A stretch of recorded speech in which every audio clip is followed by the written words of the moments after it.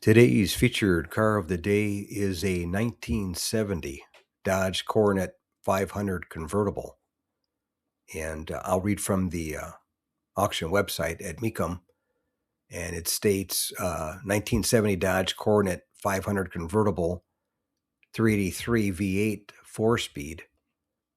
And it's B5 blue is the color with a white interior and a white top, convertible top.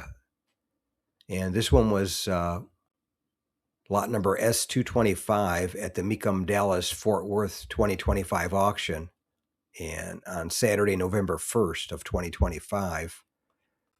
And the highlights are highly detailed restoration, 1970 Coronet with RT trim added, matching numbers 383 cubic inch V8 engine, factory 4-speed manual transmission, factory ram charger cold air induction hood, B5 blue exterior, white bucket seat interior, power operated white convertible top, power steering, power brakes, center console, Hurst pistol grip shifter, AM/FM radio, styled road wheels, and it bid to $60,000 but did not sell.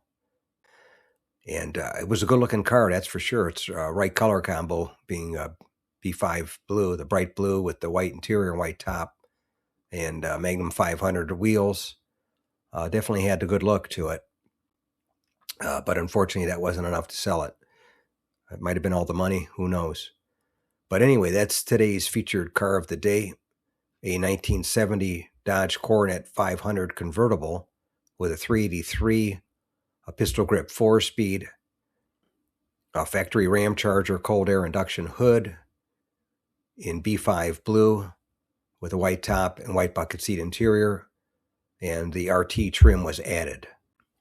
And it bid to $60,000 but did not sell at the Mecum Dallas Fort Worth 2025 auction, Saturday, November 1st, 2025.